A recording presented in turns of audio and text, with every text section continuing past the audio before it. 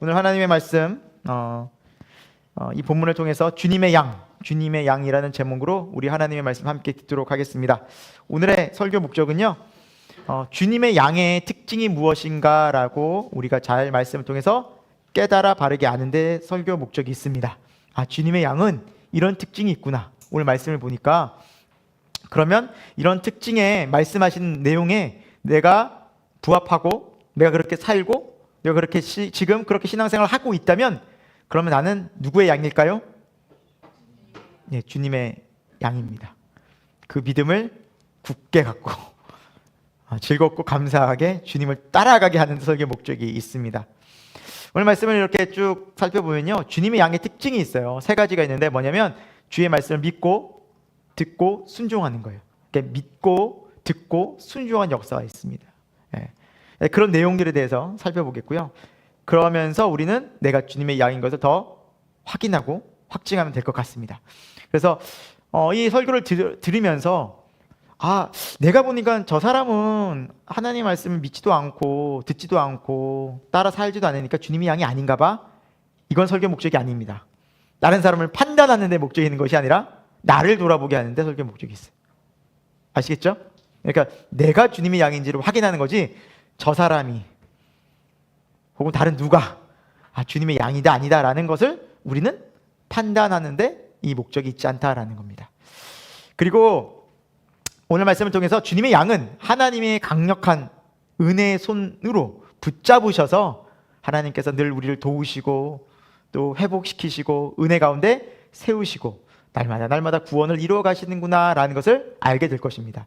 세상 다른 곳에 어느 곳에 있다 할지라도 내가 하나님의 손길을 벗어날 수 없구나, 난 하나님 안에 있는 것이구나 라는 것을 깨닫게 하는 거예요. 그러면 때로는 환경과 상황과 또 나의 실수와 잘못들이 나를 어렵게 짓누를 수도 있겠지만 다시 한번 생각해 보면 내가 하나님의 사람이라는 증거가 된다는 거예요.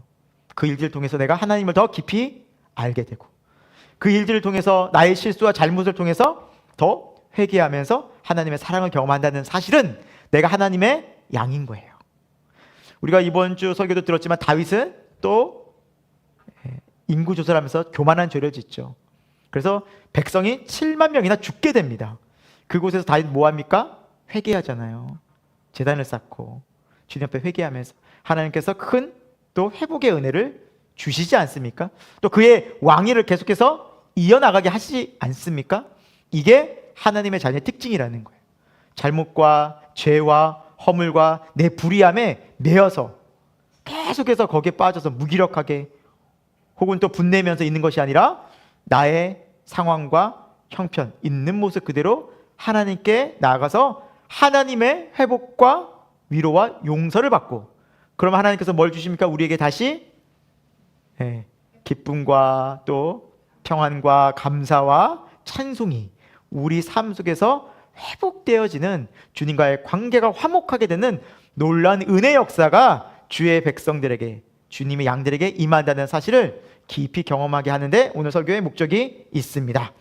오늘 말씀을 보면 이제 수전절에 22절에 예수님이 이제 예루살렘으로 올라가신 장면이 나와요. 수전절이라는 것은 이제 유대인들의 큰 명절 중에 하나거든요. 근데 이 날이 무슨 날이냐면 이 한자로 보면 숫자가 닦을수에 대궐 전자를 씁니다. 그래서 어떤 건물을 잘 닦는다라는 의미인데 이스라엘에는 가장 큰 상징적인 건물이 뭘까요? 예루살렘 성전이겠죠, 그렇죠? 성전이 새롭게 정화되었다라는 의미를 갖고 있어요. 수전절은 이스라엘의 역사를 우리가 쭉 보면 이스라엘은 또 하나님의 은혜 가운데 성전을 중심으로 예배도 드렸지만 바벨론 제국에 의해서 완전히 멸망도 당하고 또 포로 생활도 하고 또 돌아와서는 또 회복하지만 또 다시 다른 나라에 또 침략을 받아서 지배를 받고, 예수님 당시에는 어떤 나라의 지배를 받았습니까? 로마라는 나라의 지배를 받았어요. 근데 그 전에도 계속해서 다른 나라의 지배를 받게 됩니다. 근데 이제 BC 167년경, 그러니까 예수님이 오시기 한 167년경에 역사적으로 보면 이 이스라엘은 셀류쿠스 왕조라는 어떠한 그 나라에 의해서 이제 지배를 받게 됐는데 그때 왕이 누구였냐면 안티오쿠스 4세예요. 에피파네스라고도 하죠. 우리 바이블맵 들으신 분은 조금 기억이 나요? 네, 감사합니다. 보람이 있습니다. 네. 자, 이 에피쿠스라고도 불리는 그 안티오쿠스 사세는 자기가 그러니까 신이 인간이 돼서 왔다라는 이름의 에피쿠스를 이렇게 이름을 적고, 이제 원래는 안티오쿠스 사세라고 하는데 그만큼 자기가 이제 신이라고 생각하고 막 사람들을 막 다스리는 거예요. 그리고 이 사람은 왕의 권력을 유지할 수 있다면 뭐든지 하는 사람이었어요. 예. 그래서 이제 이스라엘을 다스리는데 이스라엘의 성전에 막 그 제우스 신상을 갖다 놓기도 하고, 그리고 이스라엘은 예배를 드릴 때 번제단에서 어떤 짐승의 피를 흘립니까? 양이나 또 염소나 황소나 정해진 규례에 맞는 율법에 맞는 짐승이 있잖아요. 그리고 부정한 짐승 중에 돼지가 있잖아요. 근데 이제 이 안티오쿠스 4세는 돼지 피를 쓰게 하고 돼지 피를 막 성전에 뿌려버리고, 그러니까 막 제사장들이나 또 이스라엘 백성들이 막 경악을 금치 못하는 거. 이걸 대놓고 하니까 만약에 어기거나 여기서 반항을 하면 죽이고 핍박하고 그냥 엄청난 폭력을 가한 거예요.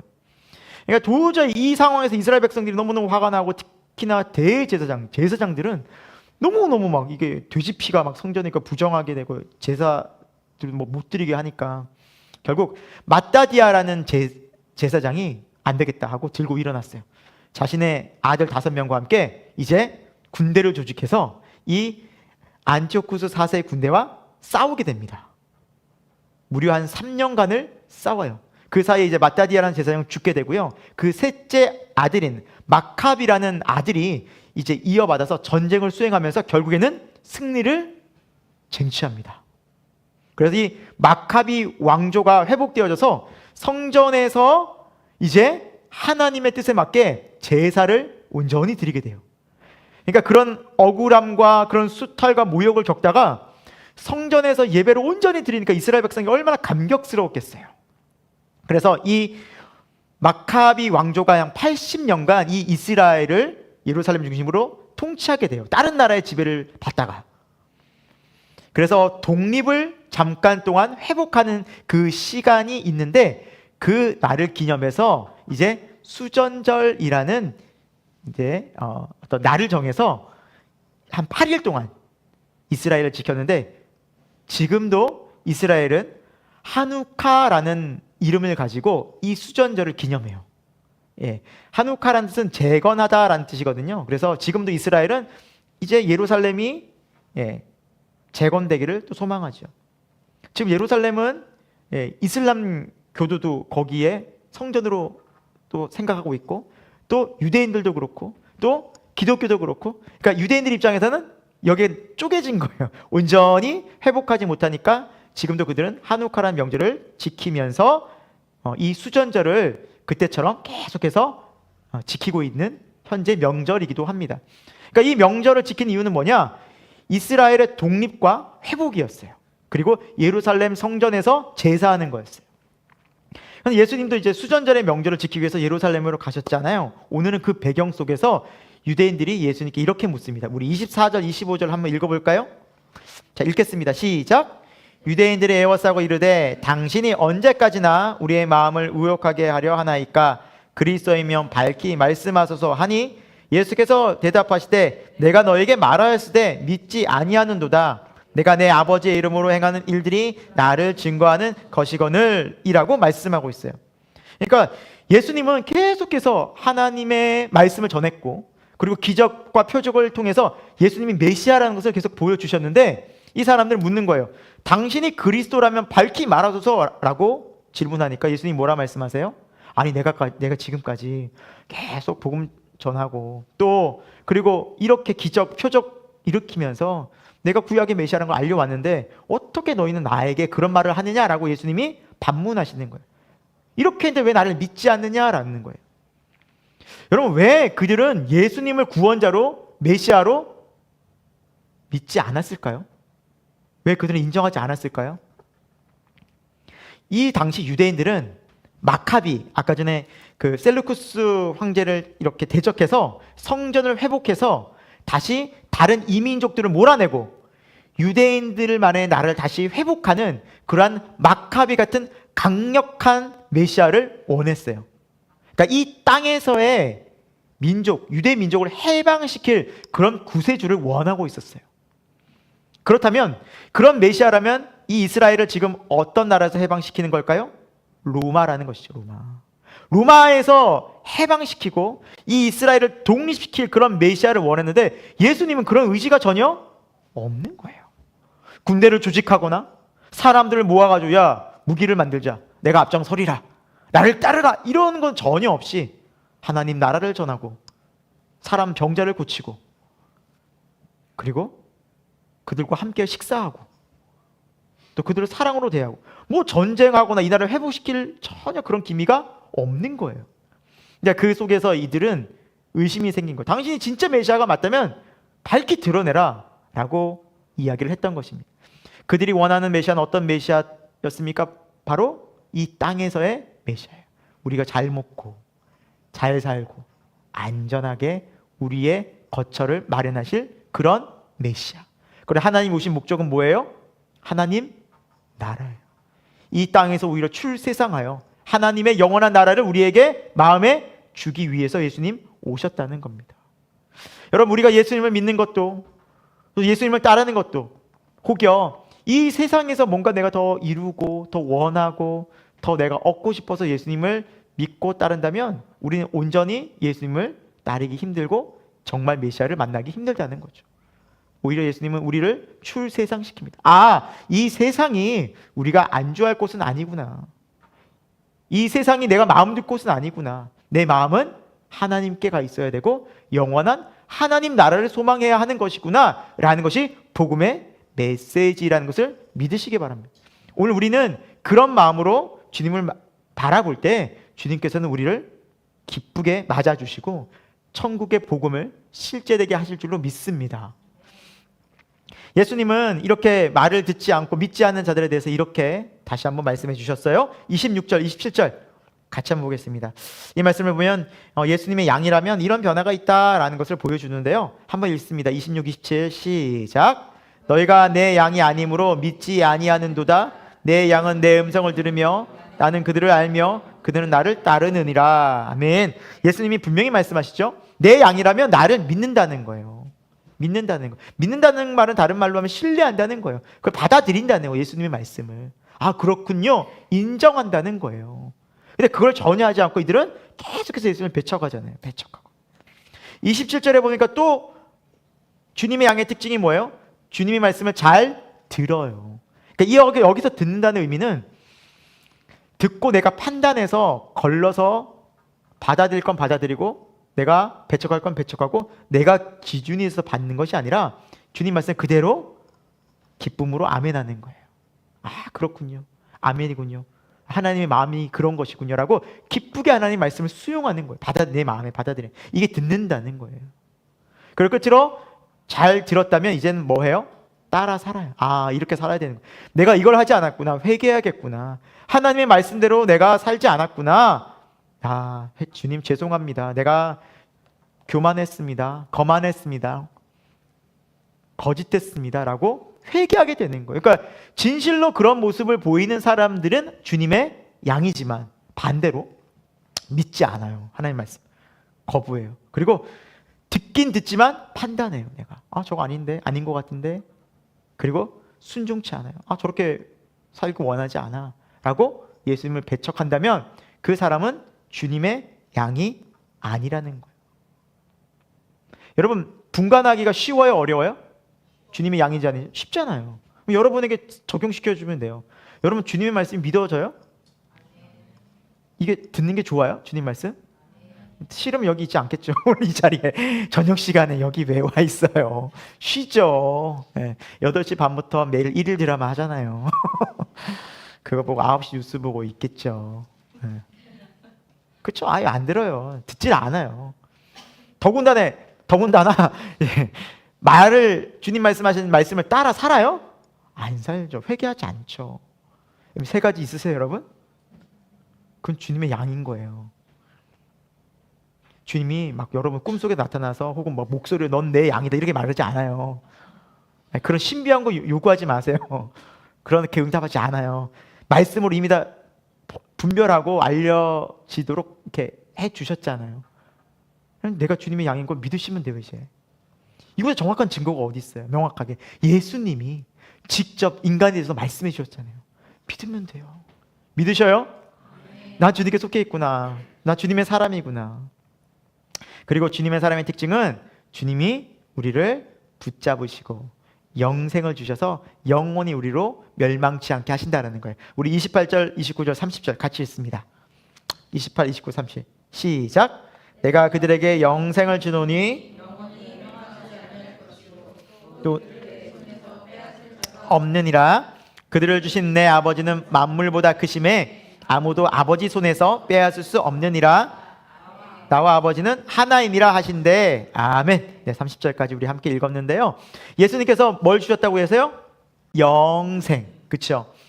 여러분, 우리가 이제 성경 말씀을 읽고 우리가 설교를 듣다 보면 좀 정리되는 것이 있어요. 정리되는 것. 원래 하나님께서 우리를 창조하셨을 때 원형의 사람이 있잖아요. 그때 우리가 영생이 있었어요? 없었어요? 있었어요. 하나님과 영원히 함께했어요. 영원히 함께하는 삶을 살았어요. 그런데 왜 잃게 됐죠? 죄 때문에. 그렇죠? 스스로 하나님이 되고자. 하나님 필요 없어요. 나 혼자 살 수 있어요. 그러면서 이제 스스로 하나님이 되고자 선악과를 따먹은 거죠. 그래서 인간은 다시 이 영생을 잃게 돼서 죄 가운데 살아가는 존재가 된 거죠. 그래서 에베소서에 보면 우리가 허물과 죄로 죽은 상태다라는 거예요. 생명이 없는 상태였어요. 생명을 잃은 상태. 그런데 이 생명을 다시 주러 오신 분이 누구예요 지금? 예수님이에요. 잃었던 영생을 우리에게 주러 오신 거예요. 그래서 예수님이 말씀하시는 내가 영원한 생명을 준다. 물론 영원한 생명, 영원히 사는 게 맞아요. 그러면 어떻게 영원히 살까라는 게 중요한 거예요. 그래서 우리가 천국에 대해서 좀 오해하고 예수님 믿으면 구원받고 영생 얻어서 천국 간다라는 그거를 좀 오해하고 들으면 아 그래 천국은 죽어서 가는구나. 이 땅에서 내가 살다가 죽어서 하나님과 함께 영원히 천국에서 있는구나. 거기 좀 쉬어야지. 너무 힘들었는데 천국에서 편안하게 내가 하고 싶은 거 해야지. 이렇게 좀 생각하시는 분이 간혹가다 계시는데 천국은 그렇게 생각하면 좀 착각하시는 거예요. 오해하시는 거예요. 영생은 요한복음 17장 3절에 뭐라 말씀하셨어요? 영생은 정확하게 나와 있죠. 유일하신 참 하나님과 그가 보내신 자 예수 그리스도를 아는 것이라고 했어요. 그러니까 성경에서 안다는 것은 경험하는 거거든요. 그러니까 영생을 우리에게 주신 것은 뭐냐? 하나님이 어떤 분인지 아는 하늘 아버지가. 그리고 예수 그리스도가 어떤 분인지 아는 거예요. 그리고 그분과 함께하는 삶이 영생이에요. 그래서 우리가 영생을 누린다는 것은 이 세상에서도 영생을 누리지만 또 천국에서도 영생을 누려요. 하나님과 영원히 함께하는 그곳이 하나님 나라가 되는 거예요. 그러니까 우리 마음에 이 영원한 생명이 임하면 와 하나님 이런 분이시군요 라는 것을 알게 돼요. 하나님 이렇게 나를 또 사랑하셔서 나를 인도하시는군요. 나에게 말씀하시는군요. 또 내가 주님 말씀 따르겠습니다. 이런 하나님과의 교감 교제가 일어나요. 이게 바로 주님의 양의 특징이에요. 오늘 보니까 예수님이 뭐라 말씀하세요? 영원히 멸망하지 않을 것이다 라고 말씀해요. 우리 한번 약속의 말씀 좀 다시 한번 찾아볼게요. 요한복음 조금 앞장으로 가볼게요. 5장 가보겠습니다. 요한복음 5장. 예수님께서 누누이 강조하셨는데 5장 24절. 5장 24절. 우리 같이 읽어보겠습니다. 5장 24절. 어떤 약속의 말씀을 주셨는지 있습니다. 시작. 내가 진실로 진실로 너에게 이르노니 내 말을 듣고 또 나 보내신 이를 믿는 자는 영생을 얻었고 심판에 이르지 아니하나니 사망에서 생명으로 옮겼느니라. 아멘. 분명히 말씀하시죠. 진실로 진실로 내가 너에게 알려준다. 내 말을 듣고 주님의 말을 듣고 복음을 듣고 나 보내신 이를 믿는 자, 하늘 아버지를 믿는 자는 뭘 얻은 거예요? 영생을 이미 얻었다는 거예요. 이게 믿어지면, 받아들여지면, 그렇구나, 아멘이 되면, 그럼 그 사람은 어떤 일이 벌어져요? 심판에 이르지 않는 거예요. 왜? 예수 그리스도께서 우리 모든 죄를 대신해서 이미 심판을 받으셨다라는 거예요. 우리가 당해야 될 죄의 심판을 예수 그리스도께서 대신 당하신 거예요. 우리 대신해서. 그래서 다시는 심판이 없고 사망에서 생명으로 옮겼느니라. 이제 다시는 죽음이 없어요. 하나님과 영원히 함께하기 때문에. 그래서 새 생명의 삶을 영원히 살게 되는 거예요. 목사님 우린 죽잖아요. 무덤에 묻히잖아요. 그렇죠. 그건 맞죠. 그건 죽는 것은 목숨이 죽는 거예요. 목숨. 우리 목숨은 끊어져요. 육체는 쇠예요. 우리 영혼은요 안 죽어요. 그리고 부활해서 영원한 몸, 죄가 없는 깨끗한 의로운 부활의 몸을 입고 영원히 천국에서 살아요. 그게 지금 하나님께서 우리에게 예수 그리스도를 통해서 회복시킬 구원의 역사심이에요. 이걸 이뤄가시고 앞으로 이루실 것입니다. 이것이 우리가 온전히 기다리는 하나님 나라의 모습이거든요. 그러니까 영생은 하나님과 영원히 함께하는 거예요. 이미 십자가를 통해서 예수님께서 이루신 거예요. 다. 이 약속의 말씀을 믿고 또 우리가 새롭게 거듭난 사람들은 이것을 믿고 소망하며 살아간다는 것을 성경은 말씀하고 있고 우리 또한 그것을 믿음으로 고백하고 살아간다는 사실입니다. 이렇게 영생을 얻고 하나님 안에 속한 사람인데 어떻게 누가 감히 이 영생을 빼앗겠냐는 거예요. 그래서 오늘 예수님이 내가 너희를 붙잡고 있다. 나뿐만 아니라 아버지도 너희를 붙잡고 있다는 거예요. 그게 약속이고 하나님이 우리를 든든히 붙잡고 계시고 정말 예수 그리스도와 하늘 아버지 우리를 잡고 계신데 누가 그 강한 손에서 벗겨내고 우리를 빼앗아 가겠냐는 거예요. 안심하라. 두려워하지 말라는 거예요. 주님과 함께하면 너희가 세상에 어떤 상황 가운데 있든지 염려하거나 두려워할 필요가 없다. 그러니까 우리가 그걸 확인하는 길이 기도의 자리인 거예요, 여러분 사실은. 그래서 그걸 날마다 말씀을 통해서 우리 마음 가운데 계속해서 채우는 거예요. 만약 이 일이 안 일어나면 우리는 뭐가 더 강하게 보일까요? 밖에 현실이 눈에 보이는 세상 일들이 더 강하게 다가오는 거예요. 이거 나 큰일 났네. 죽을 것 같은데.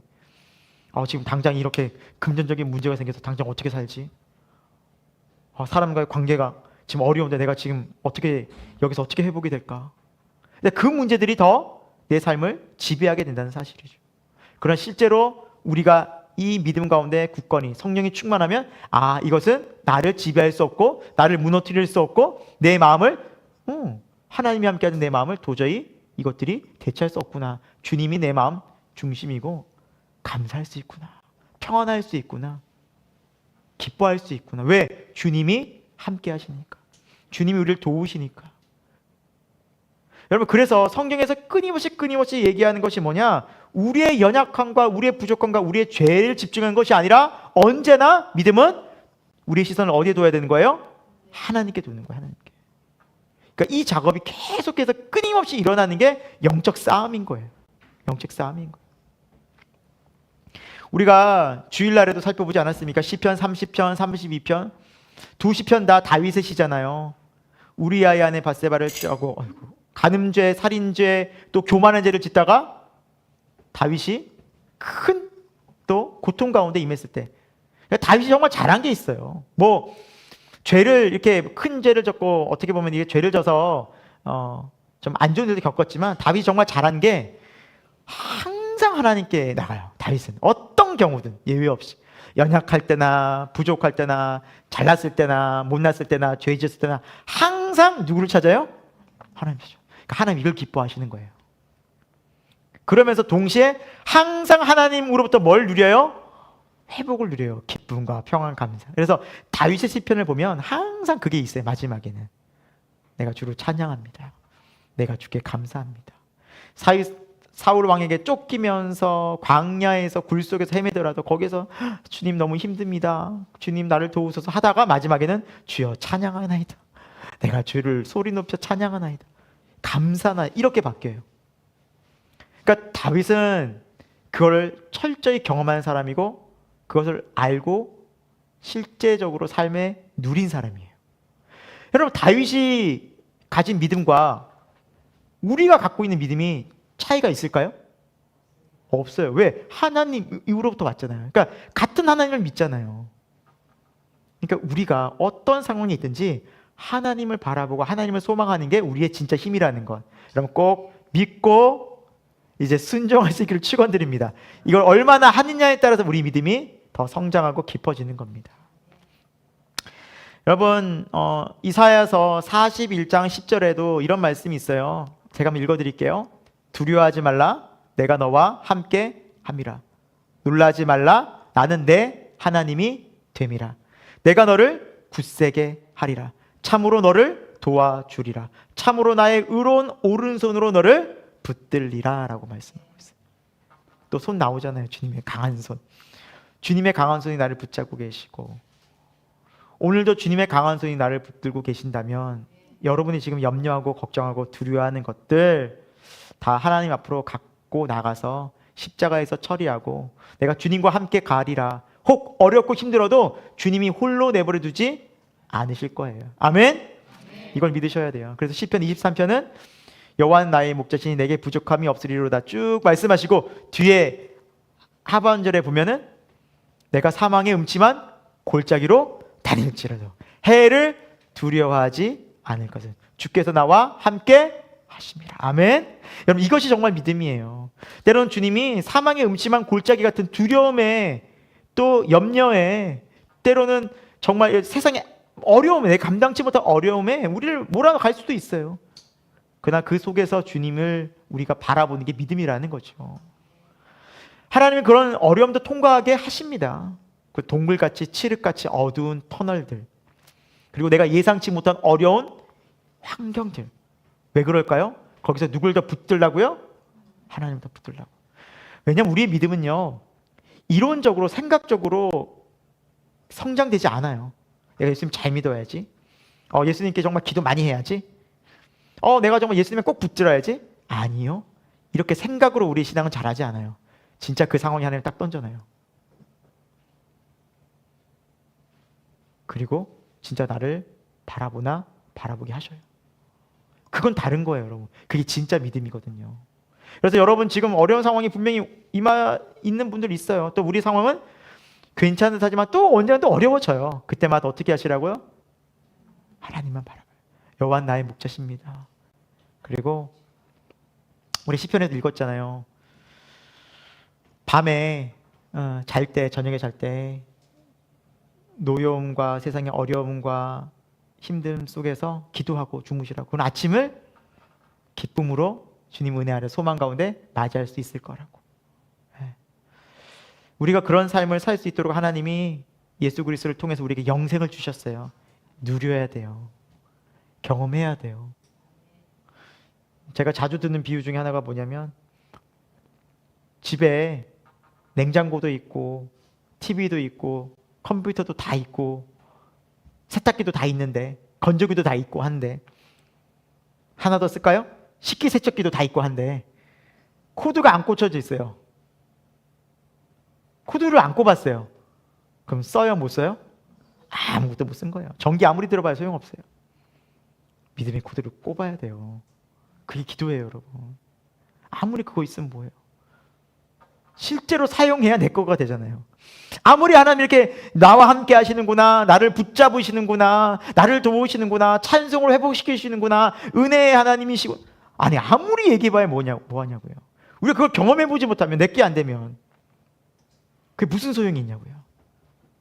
그래서 오늘 우리가 다시 말씀 앞에 서서 그 말씀 붙잡고 기도하여 정말 여호와가 나의 하나님 되십니다, 다윗처럼 그 어려움과 환난과 고통 속에서도 극한의 고통이에요. 정말 성경 읽어보면 다윗은요, 와, 어떻게 이렇게 인생이 어려웠을까라는 삶을 살아요. 우리가 잘 아는 어떤 그런 그 기적들이나 혹은 그런 기사들이 있잖아요. 놀라운 일들. 그거는 일부분에 정말 지나지 않아요. 나머지는 다 고생한 얘기예요. 슬픔의 역사들이 너무너무 많아요. 다윗이 70개 넘게 이제 시편을 쓰잖아요. 시편 150편 중에, 그러니까 절반을 쓰는 거예요. 다윗의 시가 절반이에요. 그만큼 어려웠던 사람이고 힘든 사람이었어요. 어릴 적 부모님께도 버림받았죠. 부모도 나를 버렸다라고 고백하잖아요. 그러니까 그 어린 막내를 저 어디 있는지도 모르고 저 그냥 멀리 양치러 보내고, 사무엘 선지자가 와서 아들 다 왔냐 하니까 다 왔다고. 다 안 온 것 같은데? 하나님이 아니라고 계속 하시니까 사무엘 선지자는 다 안 온 것 같은데 진짜 다 왔냐고 하니까, 아 참, 한 명 있었는데 깜빡하고 있었다고. 그리고 가서 다윗을 불러오라 그래요. 그러니까 부모님 기억에서도 없었던 사람이었고, 진짜 다윗은 홀로 외로웠죠. 어릴 때부터. 골리앗 장군 다 그렇게 죽여서 이스라엘의 정말 어떻게 보면 큰 용사가 됐고 정말 어떻게 보면 군대 장관이 역할을 할 수 있었는데도 사울의 시기 때문에 10년을 도망쳐 다녀. 10년. 집도 없이 거처도 없이 쫓겨다녀. 들에서 자요. 길바닥에서 굴에서 자고 10년 동안. 왕으로 세워져서 또 거기에서 이렇게 하나님 은혜 가운데 지내다 얼마 안 있다가 그냥 압살롬이라는 아들이 쿠데타 이렇게 해가지고 또 쫓겨갖고 그냥 다윗의 인생에는 뭐 여러 굴곡진 일이 너무너무 많은 거예요. 너무너무 많이. 그때마다 다윗이 항상 하나님 앞에 기도했어요. 그러니까 시편은 기도문이거든요. 기도하고 하나님께 아뢰는 거예요. 하나님 나를 도우소서. 하나님 나를 인도하소서. 그때마다 그 마음이 지켜진 거예요. 그때마다 하나님이 함께 하신 거예요. 그때마다 그의 믿음이 강건해진 거예요. 여호와가 나의 목자시니 내가 누구를 두려워하리요. 주님이 나의 힘과 능력이시니 내가 누구를 무서워하리요. 이 믿음이 생긴 거예요. 사랑하는 여러분, 우리의 힘은 돈에 있지 않아요, 여러분. 우리의 힘은 권력이 있지 않아요. 우리의 힘은 지식에 있지 않아요. 우리의 힘은 경험에 있지 않아요. 우리의 힘은 주님께 있어요. 이것이 정말 실제되기를 예수 그리스도 이름으로 축원드립니다. 근데 이렇게 귀한 말씀을 전하고 귀한 복음을 전하고 예수님이 말씀하셨지만 이스라엘 민족들의 반응은 어땠어요? 오늘 보니까 돌로 치려고 한 거예요. 죽이려고 한 거예요. 네가 어떻게 하나님이라 그러냐? 신성모독이다 하면서 돌로 죽이려고 하는 거예요, 예수님을. 너무너무 안타깝죠. 여러분, 유대인들에게는 율법이란 게 있었잖아요. 구약이 있었잖아요. 구약이 있었고, 그리고 유대인들에게 뭐가 성전이 있었잖아요. 예배하고 있었잖아요. 하나님을 예배하고 있었어요. 그런데 어떻게 예수님을 몰랐을까요? 하나님 아버지가 친히 보내신 하나님의 아들 예수님을 왜 몰랐을까요? 그러니까 참 놀랍지 않아요? 말씀도 있었고 예배도 드리고 있었는데 하나님을 모를 수가 있다니. 직접 봤는데도. 여러분, 이것은 우리에게 큰 시사한 점이 있다는 거예요. 뭐냐? 우리가 앞부분에도 살펴봤지만 이제 이스라엘 사람들, 유대인들은 내가 원하는 메시아 상이 있었어요.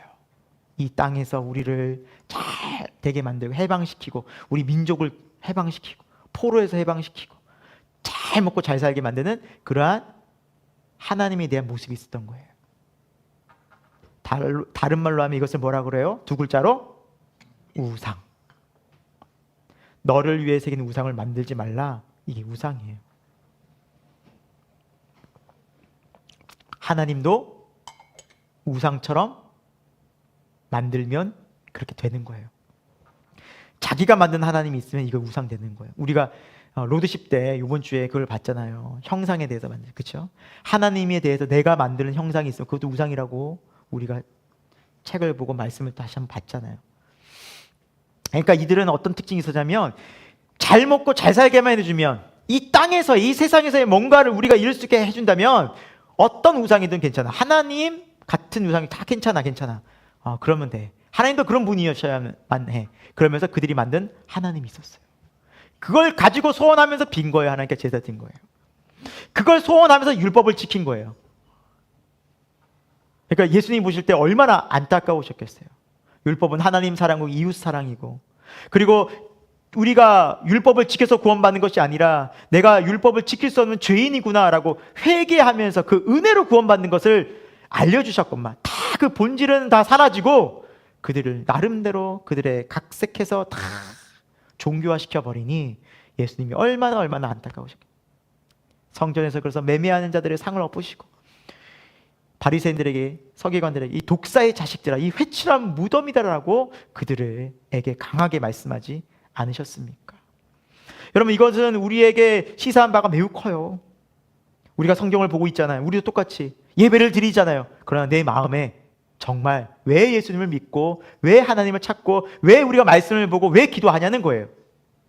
그 목적이 우리 주 하나님과 주 예수 그리스도를 더욱 알아가는데 목적이 있기를 축원드립니다. 다른 데 있어서는 안 돼요. 이게 선명해져야 돼요. 점점. 그래야 우리가 돈의 노예가 되지 않아요. 세상의 죄의 종이 되지 않아요. 거기서 이걸 이길 수 있는 힘이 생기는 거예요. 아니면 뭐예요? 타협하게 돼요. 교묘하게 섞여버려요. 그게 간음, 영적 간음이에요. 우상이라 그러는 거예요. 그렇게 예수님을 죽이려고 하자 예수님은 그 자리를 어쩔 수 없이 피하십니다. 떠나십니다. 그리고 어떻게 가셨어요? 다른 곳으로 가죠. 우리 40절 본문 끝으로 가서 41절 42절 보겠습니다. 시작. 다시 요단강 저편 요한이 처음으로 세례 베풀던 곳에 가사 거기 거하시니 많은 사람이 왔다가 말하되 요한은 아무 표적도 행하지 아니하였으나 요한이 이 사람을 가리켜 말한 것은 다 참이라 하더라. 그리하여 거기서 많은 사람이 예수를 믿으니라. 아멘. 예루살렘의 성에서는 정작 예수님을 믿는 사람들이 그렇게 없고 예수님을 죽이려고 했지만 예수님이 따로 처음 세례 받으신 곳, 세례 요한이 세례 베풀던 곳, 이곳이 이름이 베단이라는 동네였는데 이곳에 가셔서 예수님이 세례를 받기도 하시고 그곳에 거하시면서 이 자리에서 많은 사람이 주의 말씀을 듣고 42절에 많은 사람이 예수님을 뭐 했다고요? 믿는 자가 생긴 거예요. 그러니까 예수님의 말씀을 듣고 반응하는 주님의 양들이 있다라는 거예요. 그러니까 예수님은 이것을 아시니까 쉬지 않고 계속 복음을 전하신 거예요. 여러분, 혹시 여러분들이 복음을 전하고 말씀을 전하고 그리스도의 증인되는 삶을 살다가 왜 이렇게 안 믿지라고 실망하지 마시기 바랍니다. 언젠가는 그 말씀에 반응 보이는 이 주님의 양들이 나타납니다. 주님처럼 실망치 말고 또 다른 곳에 가서도 내가 주님의 계속 증인되리라. 나 하나님 만났잖아. 나 하나님 믿잖아 하면서 여러분 용기와 믿음을 가지시고 주님의 증인된 삶을 살다 보면 여러분들을 통해서 많은 영혼들이 또 주님께서 예비하신 영혼들이 돌아오는 그날이 오게 될 줄로 믿습니다. 예수님도 다 모든 사람이 예수님 말씀 전할 때 돌아온 게 아니었다는 거예요. 어떤 사람은 죽이려고 하고 대적하고 안 믿었던 거예요. 그러나 예수님은 전하기를 멈추지 않으셨잖아요. 그게 중요한 거예요. 증인의 삶은, 예수 그리스도의 증인된 사람은 멈추지 않는 것입니다. 이 일의 증인은 끝까지 주님의 말씀을 전하는 인생을 살게 됩니다. 그러다 보면 주님께서 예비하신 영혼들이 찾아와서 듣습니다. 오늘 이 말씀 우리에게 큰 위로가 됩니다. 어떤 곳에서는 예수님을 대적했지만 어떤 곳에서는 예수님을 믿고자, 예수님을 따르고자 많은 사람이 믿음을 가지고 찾아왔다는 사실입니다. 참 귀해요. 저희도 이곳에 와서 참 놀라운 것들을 경험해요. 하나님의 양들이 있구나. 이곳에 와서 예배를 드리신 분들이 지금 이 자리에 절반가량 되시잖아요. 우리 오현주 집사님 비롯해서 정자매님, 우리 이정 형제님도 있고, 너무너무 감사해요. 너무 이곳에서 예수님 믿게 된 우리 영혼들이 이렇게 생긴 걸 보면 주님의 양들이 있다라는 거예요. 우리 홍섭 형제님도 최근 들어 수예배 나오시고 주님이 또 불러주셔서 너무 감사하더라고요. 이렇게 한 명 한 명 주님 부르시는구나. 주님이 우리를 사랑하시는구나. 중요한 건 우리가 예수님을 바라보고 끝까지 믿음의 길을 가는 게 중요해요. 여러분 가게 돼요. 왜? 주님의 손이 우리를 붙잡고 계시기 때문입니다. 아멘. 그래서 우리는 용기와 믿음을 가져야 돼요. 어떤 상황 가운데 낙심하면 안 돼요. 주님은 반드시 구원을 이루어 가시기 때문이에요. 주님은 실패하지 않으셔요. 그 주님과 여러분 남은 주간도 우리 함께하고 매일매일을 함께 살아가기를 예수 그리스도의 이름으로 축원드립니다. 기도하겠습니다. 하나님, 오늘 우리에게 하나님의 귀한 말씀을 허락해 주셨습니다. 하나님, 이 세상 우리가 쉴 곳, 우리가 평안을 누릴 곳, 또 우리의 기쁨 되는 것은 없습니다. 오직 주님 품이고 또 주님의 안전한 그 하나님의 말씀뿐입니다. 하나님, 우리가 세상 어디에서도 얻을 수 없는 이 평안과 또 위로와 회복을, 소망을 주님 안에서 누리며 감사하며 주님을 찬송할 수 있도록 우리의 인생 가운데 함께하여 주옵소서. 주님, 있는 모습 그대로 나아갑니다. 하나님, 우리를 기쁘게 받아주시고 혹은 우리가 잘못된 일이 있었다면 진심으로 회개하는 시간 되기를 소망합니다. 또 하나님, 우리의 걱정과 염려와 근심과 두려움이 있었다면 하나님 앞에 있는 그대로 기도하기를 소망합니다. 그래서 주님과 함께하는 우리의 일상이 되기를 소망하오니 주여 우리에게 임재하여 주옵소서. 살아계신 예수 그리스도의 이름으로 기도드립니다. 아멘. 하나님 아버지, 오늘 우리에게 이 거룩한 예배를 통해서 우리가 주님의 양이며 하나님의 거룩한 백성이며 하나님의 강한 오른팔로 우리를 붙잡고 계신다는 그 믿음을 다시 우리에게 알려주시고 또 말씀해 주시니 너무 감사함을 드립니다. 우리가 그 믿음을 굳게 붙들고 하나님의 말씀에 우리가 순종하며 이 세상을 담대하게 살아가는 거룩한 하나님의 자녀 되게 하여 주옵소서. 하나님과 함께 한다면 우린 무엇이 두렵겠습니까? 하나님과 함께 한다면 우리는 무엇이 무섭겠습니까? 하나님 무엇이 염려스럽겠습니까? 우리가 하나님과 함께하는 그 믿음 다시 한번 회복하여서 강하고 담대한 믿음으로 이 세상을 하나님과 함께 살아낼 수 있는 주의 거룩한 자녀 되게 하여 주옵소서. 하나님 우리 교회를 불쌍히 여겨주시고 하나님 우리 교회를 하나님께서 붙잡으셔서 하나님의 선한 믿음의 도구 되게 하여 주옵소서. 이 땅 가운데 죽어가는 많은 영혼들을 하나님께로 인도하는 거룩한 주님의 방주되는 교회 되게 하여 주옵소서.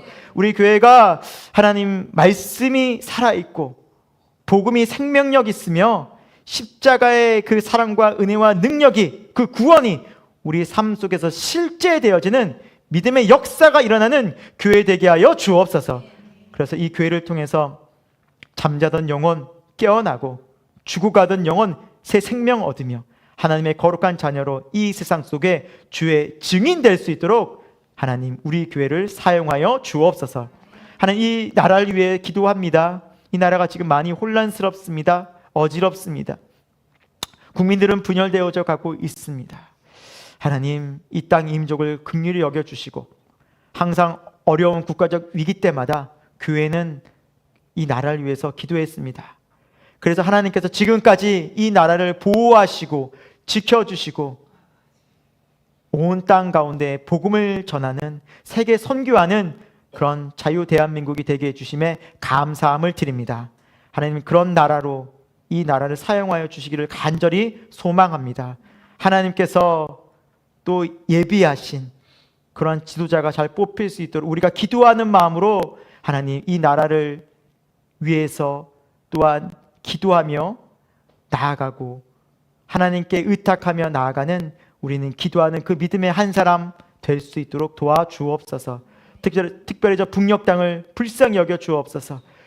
자유를 잃고 억압과 고통 속에 지내는 수많은 우리 민족들, 또 고통당하는 지하 교회들, 하나님 이 땅을 하나님의 은혜 가운데 다시 한번 하나 될 수 있도록 하나님의 놀라운 회복에 하나님 평화 통일될 수 있도록 은혜의 하나님 역사가 일어날 수 있도록 기도하오니 주여 이 땅을 긍휼히 여겨 주옵소서.